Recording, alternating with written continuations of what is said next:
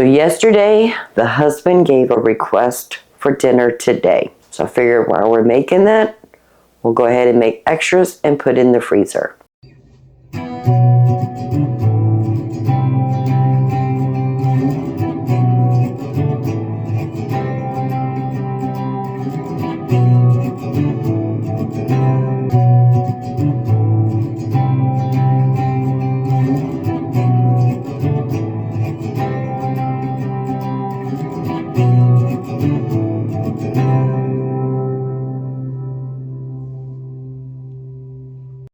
Hello family, welcome back. If you're new here, welcome. I am Vicki and you're with Gravy in the Kitchen.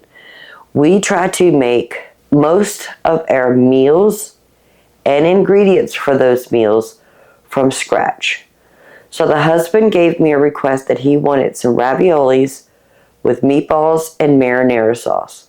So I'm figuring if we have to do ravioli and we have to do meatballs, we might as well go ahead and make extras so we can get them in the freezer. Then we're also going to be making our pizza dough so we can make pizzas and get those in the freezer. The last time we made pizzas together was, I think, 2-3 weeks ago. I'll put a link right here if you want to go check that out. And also I'll put it in the description below and you can just click on that link for that video. But we have 2 pizzas left and I need to make some more pizzas to put them in the freezer. So today is going to be all about putting food in the freezer that we made from scratch. So we're going to start off by making our pasta dough. Yes, I have a pasta machine. I could make it in there, but the volume of ravioli noodles we need, I might as well just do it by hand and use my hand cranking pasta machine to get them all flattened out. Grab you a cup of coffee or a hot tea or a beverage of your choice and come in a little closer and let's get this video started. I have the large mixing bowl. I'm going to add 4 cups of flour. I'm going to add a good pinch of salt. Perfect. In the center, I'm going to make a little hole or a well. And I'm going to add 4 eggs.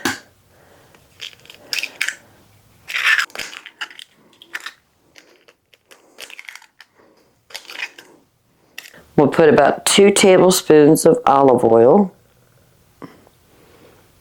And now we're going to whisk the eggs and slowly incorporate the flour.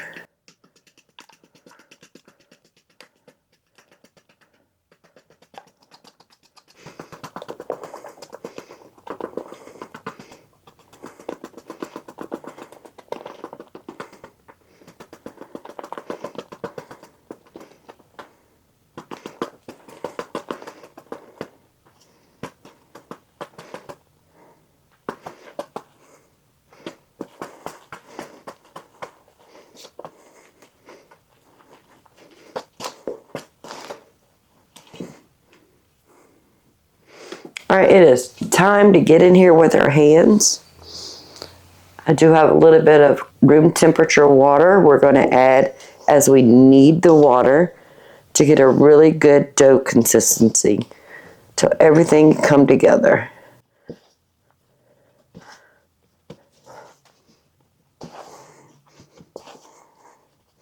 Now, the last time we made raviolis, we made pumpkin raviolis, and that was back in October when we got pumpkin, when we went to the pumpkin patch with my grandson.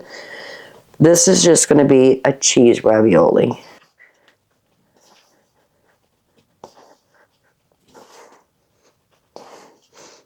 Now when you're adding water to your dough for pasta, you just want to add about a teaspoon at a time. And I'm just going to pour in. Trying to get everything combined. We're trying to let that egg do the job with just a little assistance with water.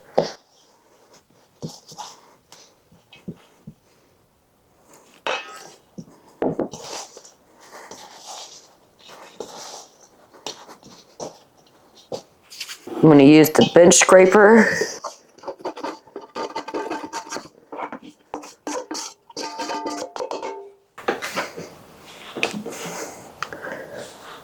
Just trying to get everything combined.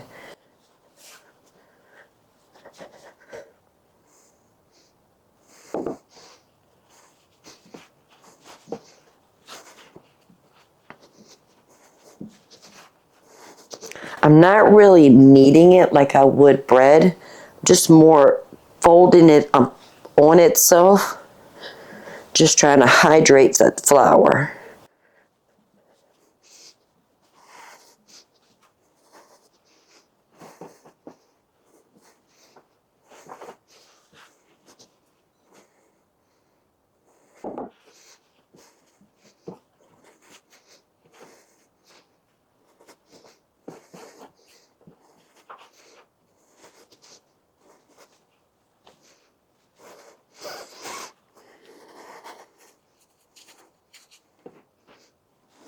You're probably thinking, why go through this much trouble making homemade ravioli when you can buy it at the store? Yes, you're so right. But there is nothing like the satisfaction of knowing how to do something as simple as making homemade pasta. It's just a skill that we can add to our kitchen that we know how to do. And now we're going to knead it until it's no longer a shaggy mess.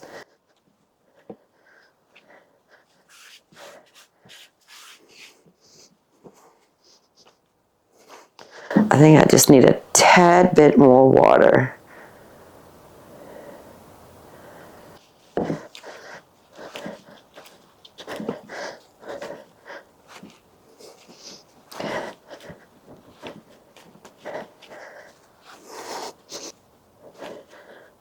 It's starting to come together, family.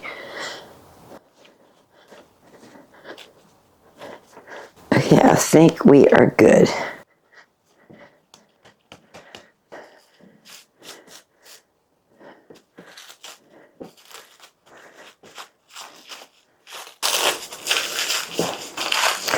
So we want the gluten in this dough to relax.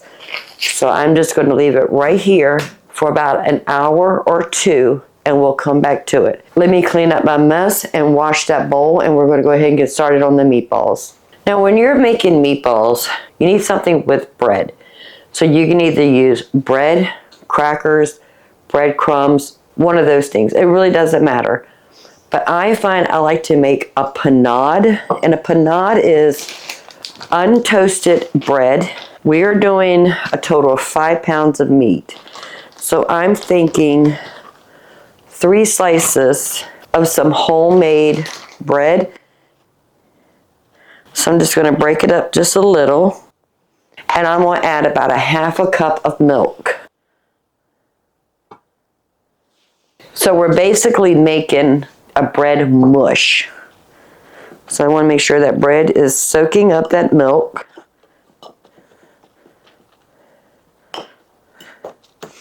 And if I need to add some more milk, I definitely can do that. But I think we got it.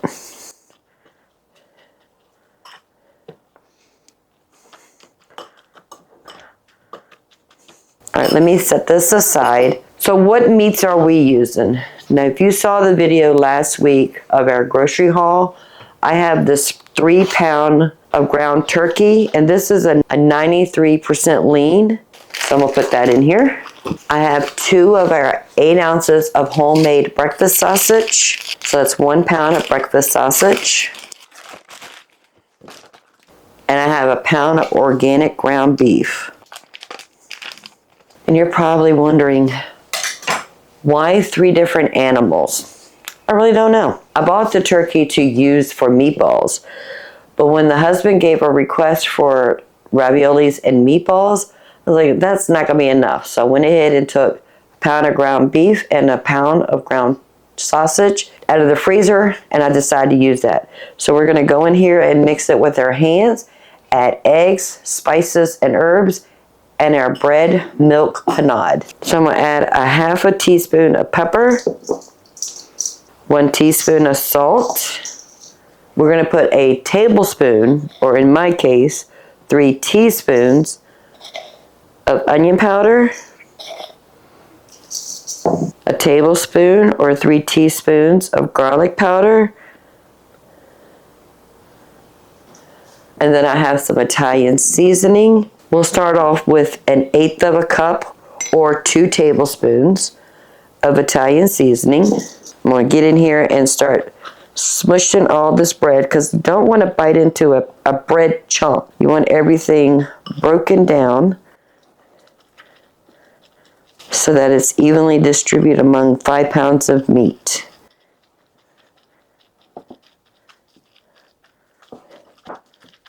I think that looks good. I'm going to dump that in. We're going to start off with 2 eggs. Break those yolks. Now the secret to having moist, delicious, tender meatballs is do not over mix it. We just want to incorporate everything together and then stop. We don't want to over mix it. I'm just going in there and pinching the meat with my fingers, trying to break it up just a bit. Make sure the beef, the sausage, and that turkey gets mixed in all together with that panade, egg, and the herbs and spices.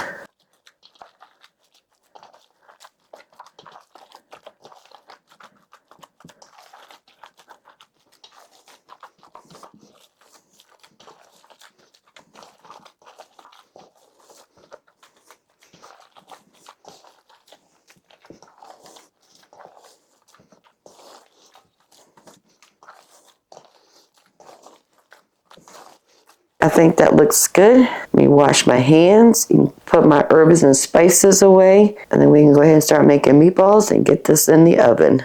I have the oven preheating to 350 degrees.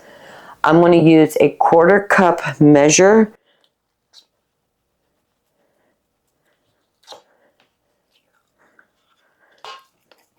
to measure out the meat. Roll it into a meatball, a little bit bigger than a golf ball. We'll lay it into these 2 casserole dishes. I might have to go grab some more casserole dishes, but that's okay. All right, so let me get all my meatballs formed. And then I'm going to show you a restaurant hack on cooking meatballs. I have 20 in this casserole dish. I have 18 in this casserole dish. So it's a total of 38 meatballs. So we're going to add enough water just to come about halfway up those meatballs.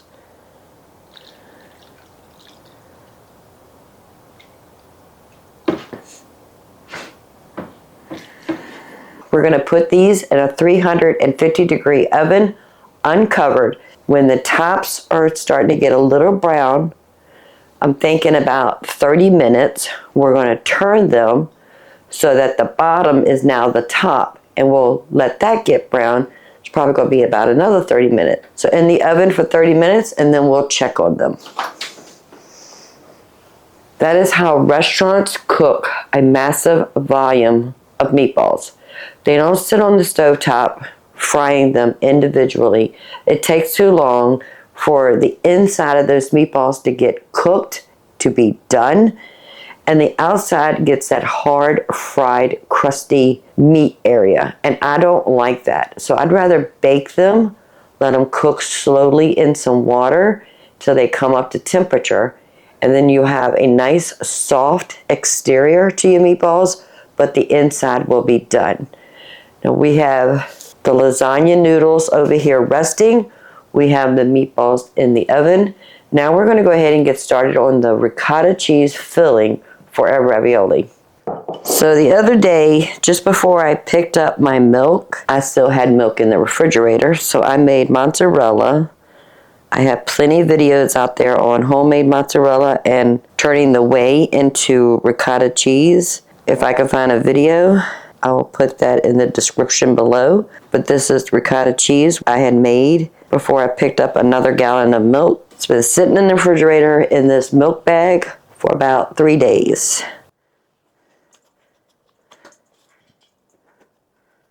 If you're new here, I pick up a gallon of milk from a local farm every week. And the husband and I do not drink milk. We're not big on cereals. So whenever I have an excess of milk, I always turn it into mozzarella and ricotta cheese. That's probably about a cup of ricotta. I went ahead and picked up a 32-ounce container of store-bought ricotta cheese because I knew I wouldn't have enough.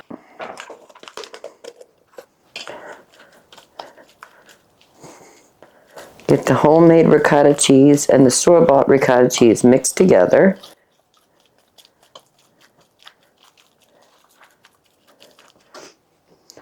I'm going to put about a half a teaspoon of pepper, 3/4 of a teaspoon of salt, 1 teaspoon of onion powder, 1 teaspoon of garlic powder, 1 tablespoon of Italian seasoning. I have 1 cup of home grated Parmesan. I'm going to start with 1 egg. Get everything mixed in.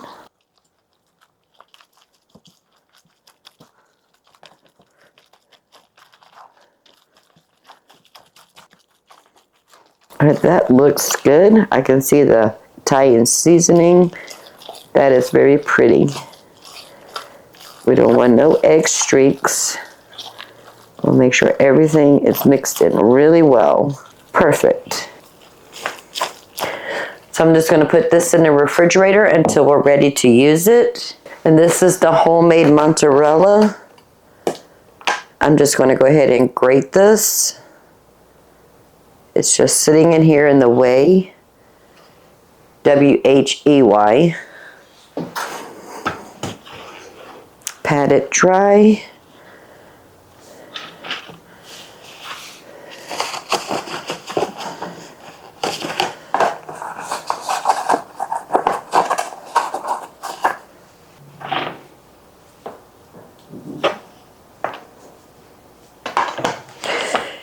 Now, fresh mozzarella does not grate the same way as aged mozzarella, but it will grate.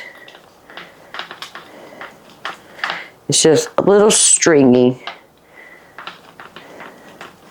All right, so let me get all this grated up, because this is actually part of today's dinner, which you will see on Saturday. Okay, so we have it all grated up. Put this in the refrigerator until we're ready to cook dinner. 30 minutes is up. Now we need to turn these meatballs.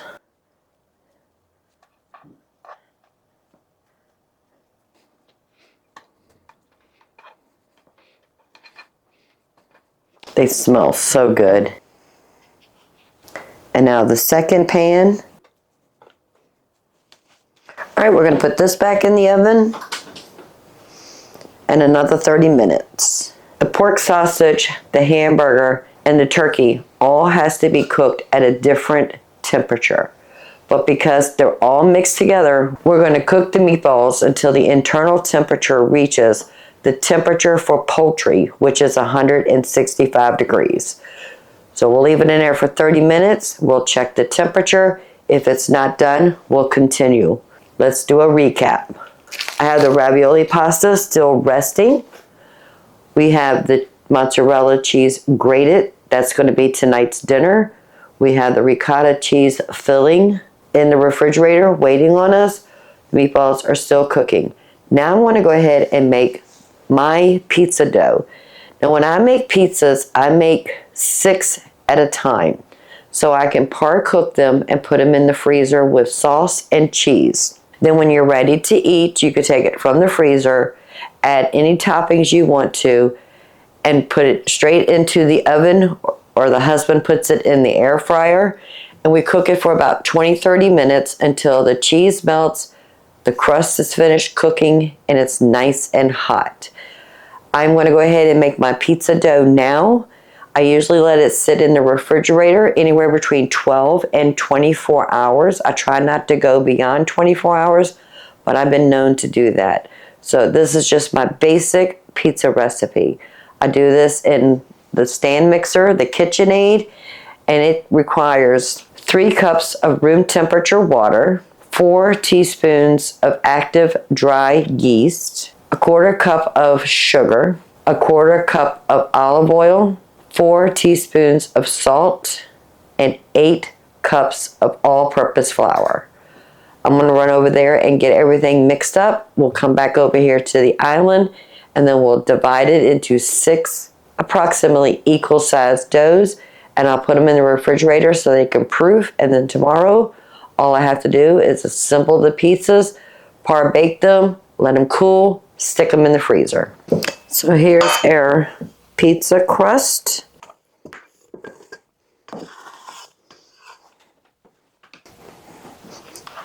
I'm just going to hand knead it just a bit, just to get everything well incorporate.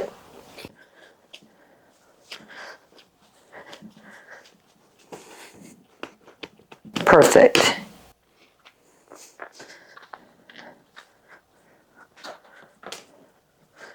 So I want to divide this as equal as possible into 6 individual doughs.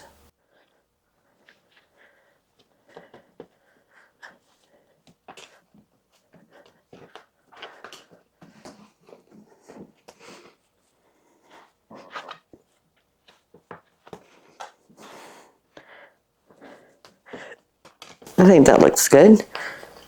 So the way I make a dough ball is, this is going to be the top. So we want this to be nice and smooth. So I just take it, pinch it between my palm and my 4 fingers, and I bring it together, and then I pinch it. Turn it a 1/4 turn, and do the same thing until we get this nice and smooth.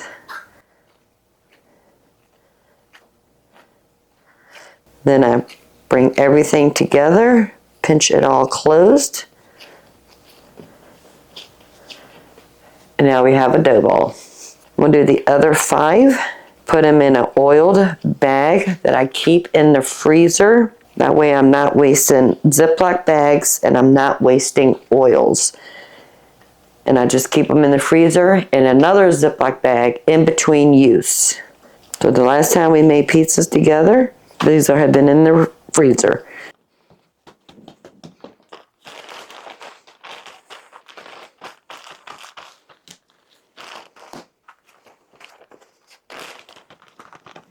And I want to go ahead and put the 6 bags with the pizza dough in the refrigerator so they'll proof, and I'll take care of them tomorrow. And before I get started on the raviolis, I want to make sure the meatballs are done. That way, once I start rolling out this dough, I don't have to stop, because I don't want the dough to dry out before we can get our filling and get them in the freezer.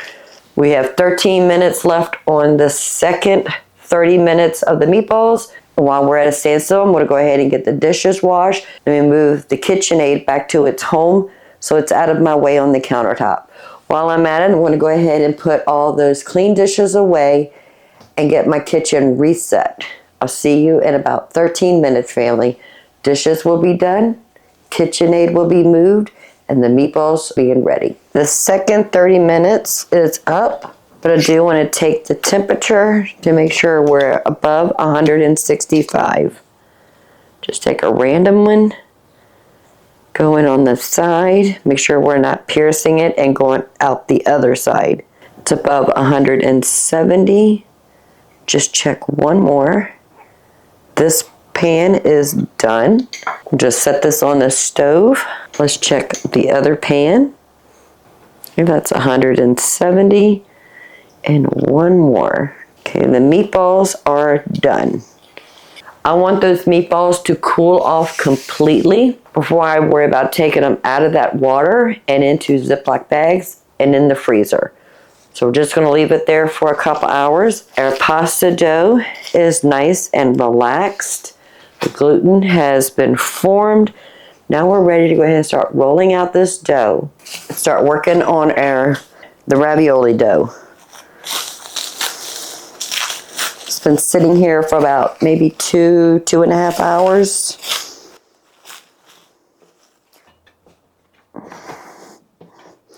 I'm going to break it into smaller, little, manageable pieces.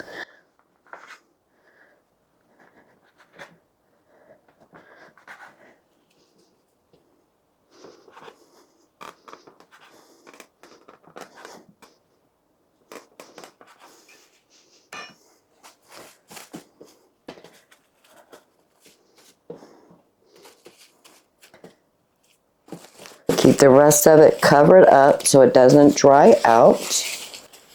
And this is where it's going to get messy. So I want to put flour all over my island.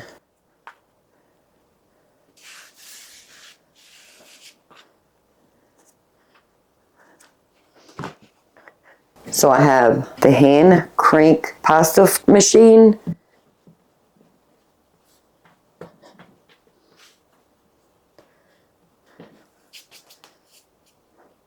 So we're going to flat out one piece. We're going to go to our biggest setting and we're going to start flattening the pasta.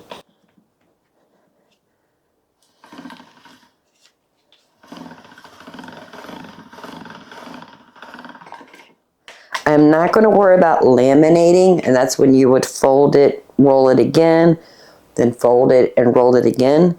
Because it's been sitting, the gluten has relaxed, so we can actually just move on, moving our dial to a smaller setting.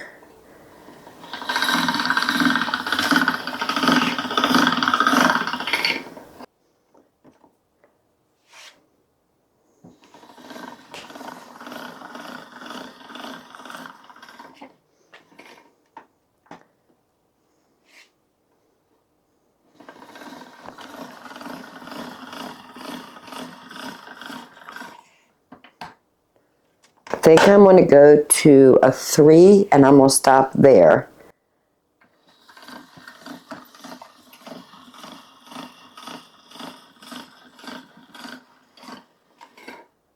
Perfect. Lay this out of the way. Put a little bit of flour on top of that.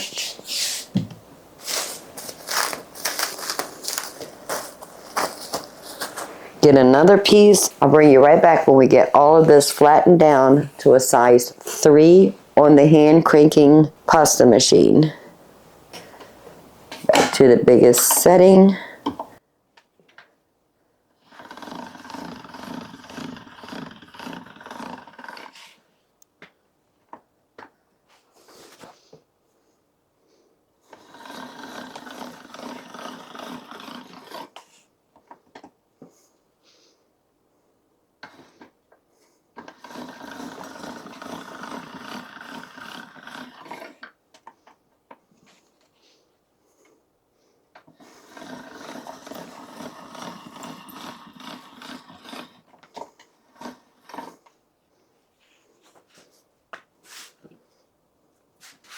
When we have all the dough pieces flattened out, I want to brush as much of the flour off. I have a baking sheet with parchment paper, a little ramekin with water, and a paintbrush, and a ricotta filling. A ravioli divider. I can get 3. So I'm just going to score it, just so I know where my lines are.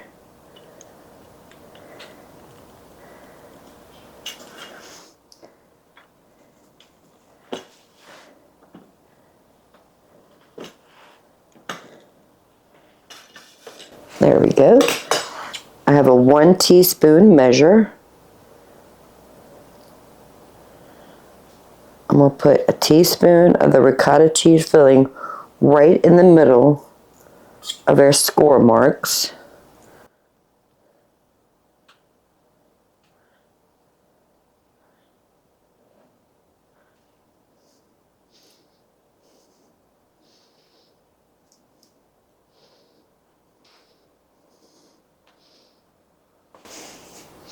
Perfect.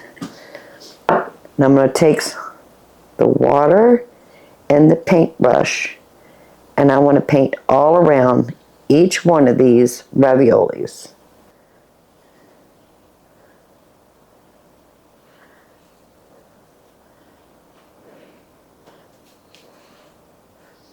Make sure we get the outer edges also.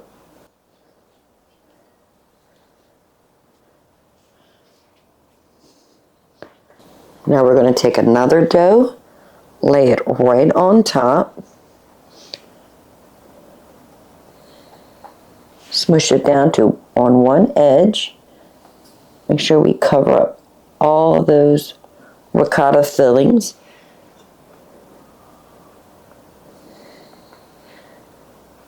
And we're going to do one row at a time. Trying to get as much of those air bubbles out.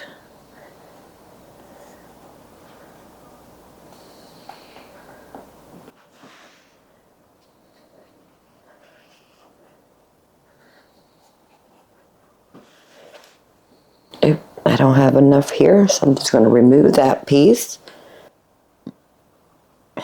And then work our way the next row.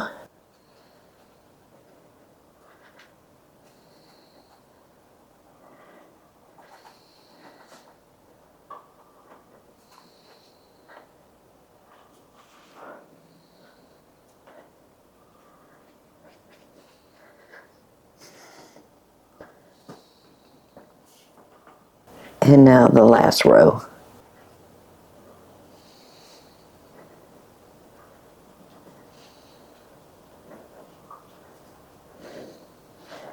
Now the edge closest to me.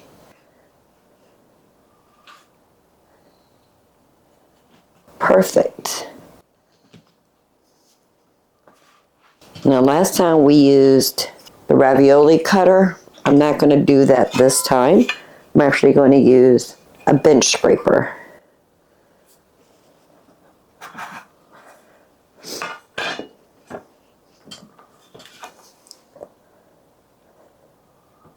Make sure we're right in the center.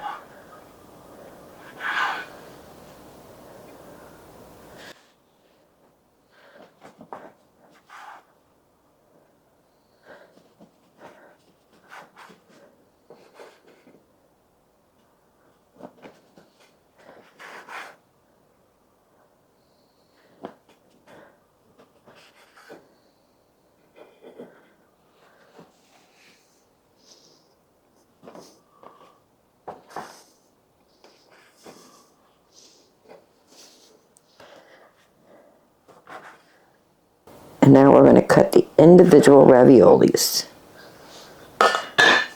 We want to make sure we go around and pinch those two pieces together.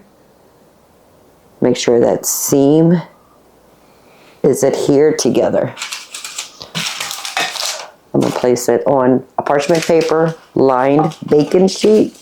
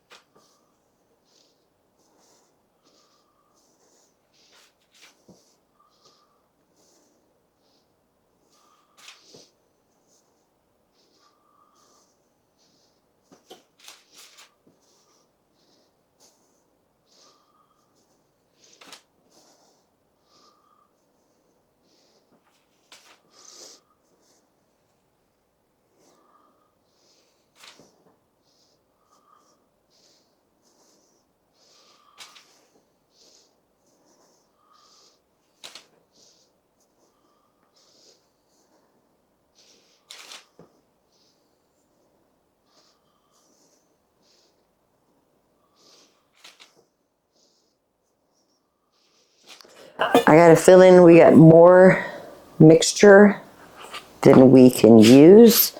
If that's the case, I will get up tomorrow and make more dough.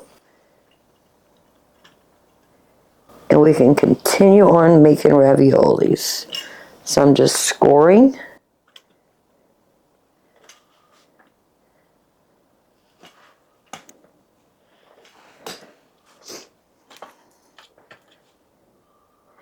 And putting our filling right in the center. Let's paint our edges.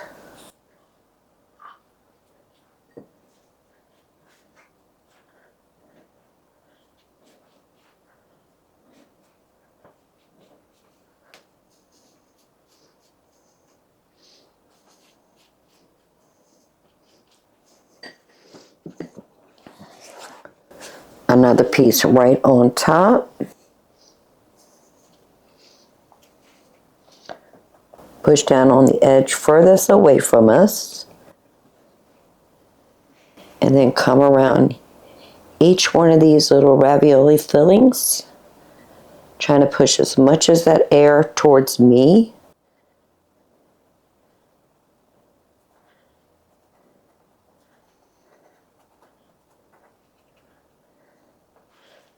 And now we're going to go in the middle.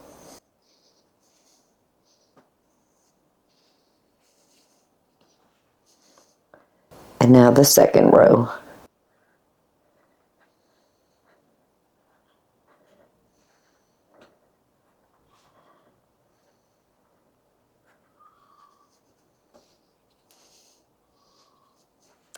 And then the edge closest to me.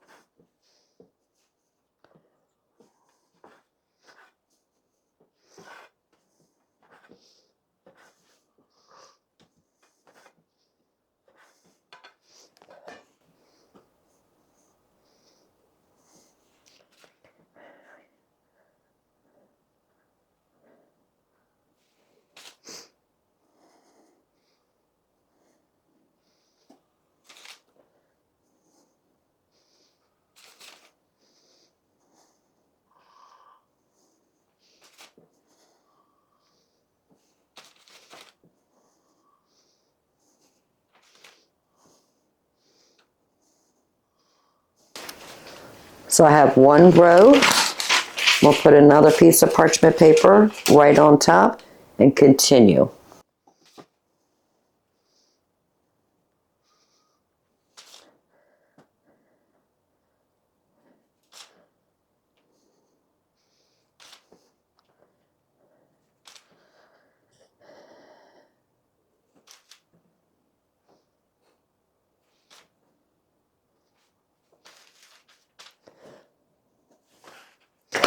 All right, I am going to continue until I either run out of dough or run out of filling.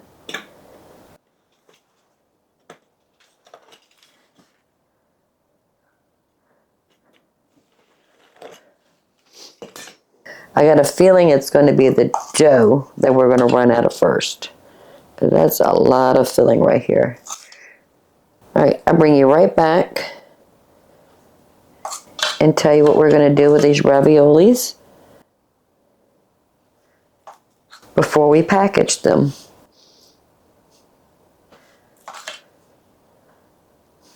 Well, family, I underestimated the amount of ricotta cheese we have.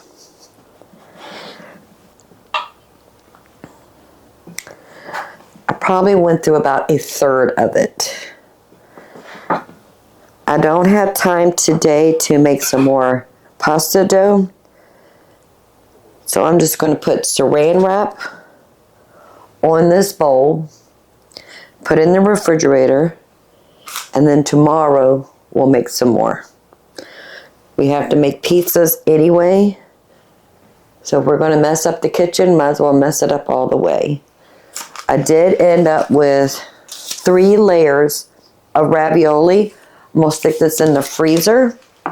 Once those are frozen, then I can put them in Ziploc bags. As for the little pieces of dough we have that we trimmed off of the edges of each one of the raviolis, we're not going to waste this. I am just going to cut them in about a 1/2 inch pieces. And now we have egg noodles. We can use this in a stir fry. We can use this in soups in replace of like pasta in a dinner. Not going to waste it. The whole time I was cutting these little pieces off of the raviolis, I was thinking, wow, that's such a waste. What can I do with it? And I was like, wait a minute, it's pasta. We can eat this. So I'm just going to lay these little noodle pieces in a single layer right on top of a parchment paper on top of the raviolis.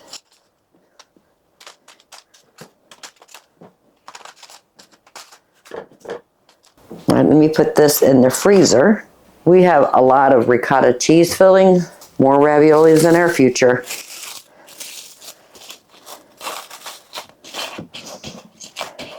And I'll take care of this tomorrow.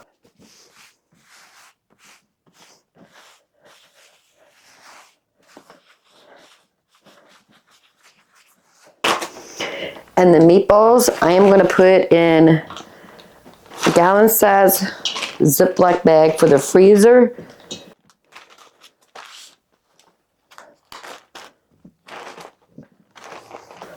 So it looks like 2 of them are going to have 9 and 2 of them are going to have 10. So I got 4 packages.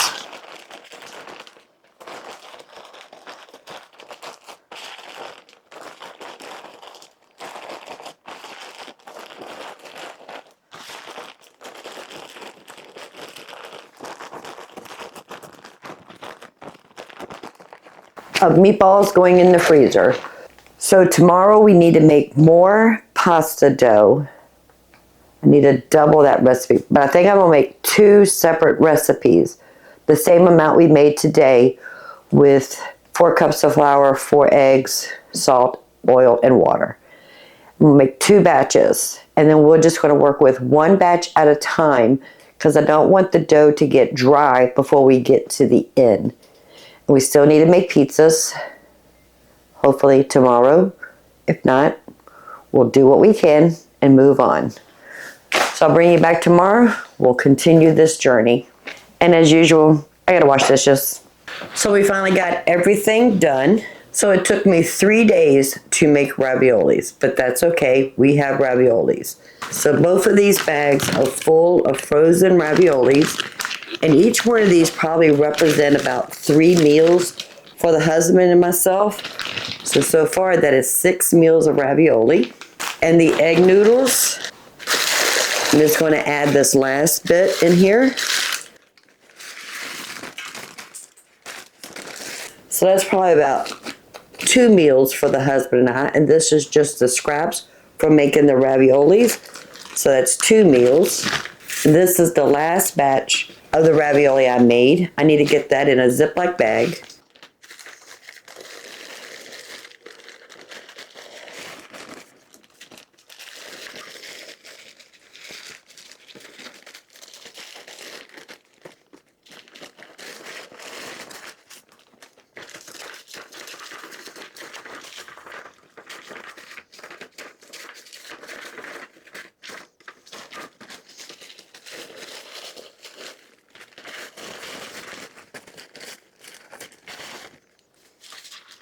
So that's the last batch of raviolis. So I have 3 gallon-sized Ziploc bags of raviolis. That's represent about 9 meals. Now I'm glad I went ahead and did a big old batch of filling that forced me to make more to put in the freezer. And that's all the scraps from the raviolis we turn into egg noodles. We have our 6 frozen cheese pizzas. If you want to see a video on how I make my pizzas, par cook them, and get them ready for the freezer, I'll leave a link in the description below so you can go find that video. It's real simple, real easy to make, and now we have our own frozen pizzas. On this Saturday of what we ate in a week, we'll show you how we cook these from the freezer straight to the toaster oven. We have our 4 gallon-sized Ziploc bags with meatballs. That represents 4 meals. They're between 9 and 10 golf ball-sized meatballs in each bag. And I'm going to do a grocery haul at the end of the month of all the sale items we got. But I had already started buying it, so I wanted to share that with you. Lidl's had a 12-count Italian sausage, both sweet and hot, on sale. I went ahead and picked up a package of those, of each of those, and I vacuum sealed them in a count of 4. We have 5 meals of Italian sausage in this gallon Ziploc bag, plus we had 1 for dinner. And Lidl's had their whole chickens on sale for 99 cents a pound. There was a limit of 10 pounds. Each one of these chickens is less than 5 pounds, so I was able to get 2 per visit. So far I've gone 3 times. Now, I'm not going out of my way. I'm not going from home to the grocery store. Lidl's is actually on my way home from work, so I just stop there when I get off work and pick up 2. So this one right here is 4.6 pounds, and this one is 4.87 pounds. I still need to cut these up so I can get them in the freezer. So what I do is I just cut them up in fryer parts, vacuum seal the bags, and I have all the wings in a separate bag for nights that the husband and I want to have wings. So how many meals did I put in the freezer? I've got 29 meals that I could put in the freezer. That's almost a whole month's worth of dinners. Not to mention the things I already have in the freezer. But like I said, at the end of the month, I will explain the cost and the savings when I do a grocery haul for the month.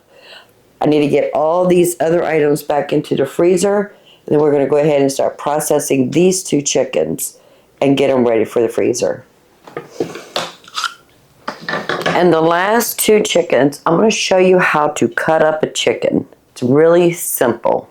I do not buy boneless, skinless chicken parts because basically you're just paying someone else to do something you can do yourself. I have a saying that you can spend more money to create time, or you can spend more time and create money. What do I mean by that? Because I got these chickens at 99 cents a pound. So they were actually less than $5 per chicken. Now I could have gotten a pack of boneless, skinless chicken breast, or boneless, skinless chicken thighs, a pack of wings, and they're going to run me anywhere between $3.99 to $4.99 a pound. So I'm basically paying someone to do it for me. So I can spend the money to save my time so I don't have to do it myself. Or I can spend the time that it takes to break down one of these chickens, check the sales ad to the grocery store in my area and see who has protein on sale, process it myself, and I can save money. So instead of paying somewhere between $2.99 and $4.99 a pound for chicken parts, I could pay 99 cents a pound and process it myself. So it's cheaper, but it does take time. And once you cut up a few chickens, you'll have the skills that you can do it really fast, efficient, with no waste. It takes time and energy to process a chicken, but it also takes time and energy to work outside the home to make the money to go to the store and pay that much for chicken parts. I hope that makes sense to you. That's why I buy whole chickens and I process it myself. So you're going to need a sharp kitchen knife and a good pair of kitchen shears. In my opinion, those are the two essentials. So the way I start is I put the chicken breast side down, and I always start with the wing. So I just grab a wing,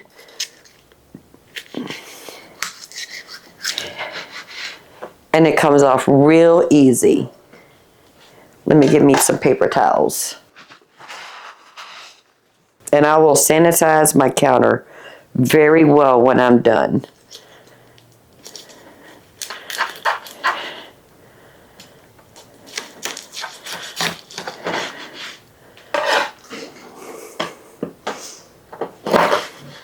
I save the wing tips for chicken broth. I cut the other piece in half, and then I can have chicken wings one night.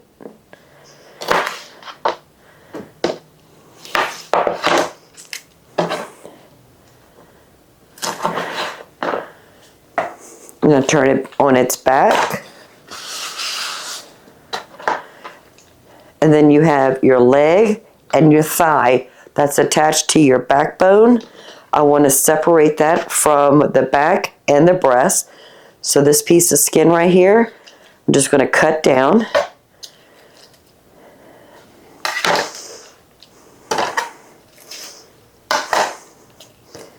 And you can actually see where the backbone is right here and the thigh is right there.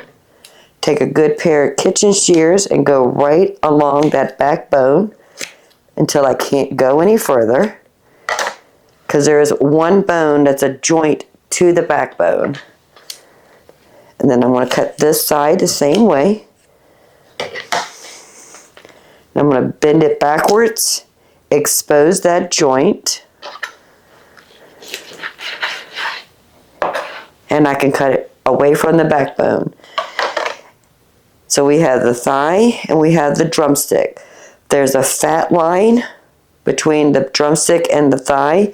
If you cut right there,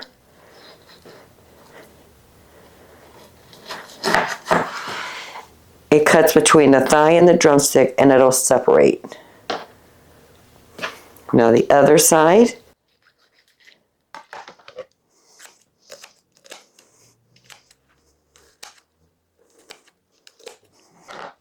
Bend it backwards.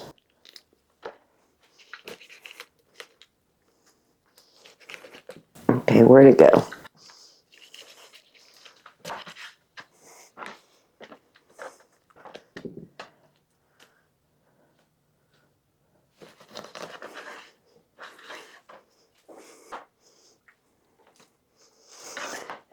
Now between the breast and the backbone, there's also a line of fat. Just cut down there with chicken shears. And on the other side, until you can't go any further. We're going to break it apart.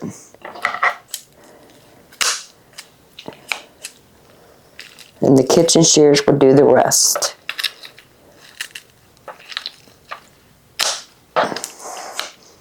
That's our backbone. We're going to save that for the next time we need to make stock. Now we have just the breast and the breastbone. There's a bone that's right here in the center. We're just going to cut through that from the back side. We're going to flip it over, press down to kind of flatten it out.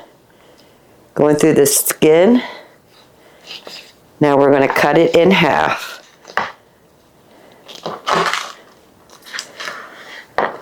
Rock your knife just a bit to get through all those bones. Because this is a big piece of meat, I like to cut them in half, but not right in the middle, because it has a thin end and a thick end. I want to cut it a little bit more to the thick end so it's equal in weight approximately and not equal in size. So I'm going to say 2/3 is on the tail end, 1/3 is on the head end. Again, when you get to the bone,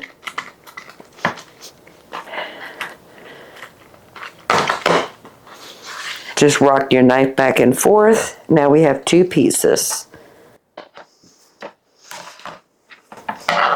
And now the other breast.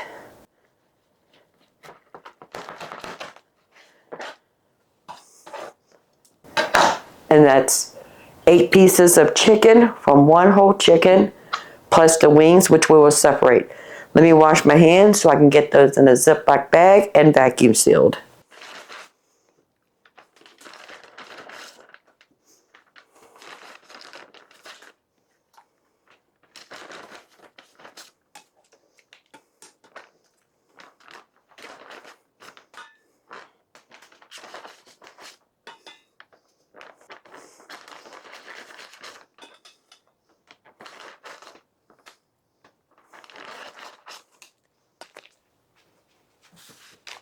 And the backbone we'll save for chicken stock. And the chicken wings, I'm going to cut the other chicken, put that in this bag, put the other backbone in this bag, and that's going to go into the freezer. Then next time we want to have stock or chicken wings for dinner, plus this. I'm actually going to be cooking that last chicken tonight for dinner, so I'm going to process it a little different, and you'll see that on Saturday. So I just want to say thank you to Mornings with Granny. She mentioned me in her video, and a lot of her subscribers have now become my family members. Welcome, everybody from Mornings with Granny. And if you're my subscriber and you haven't heard of her, please go check her out. She's a sweet lady, cooks the way we cook, homemade from scratch. I'm going to leave a link in the description below to her channel. Make sure when you go over there and you leave a comment, please tell her Grammy in the Kitchen sent you and that we all say hi from this family. And we have food in the freezer. We have another month of food security to add to our freezer. So until next time, you have a blessed day. Bye, family.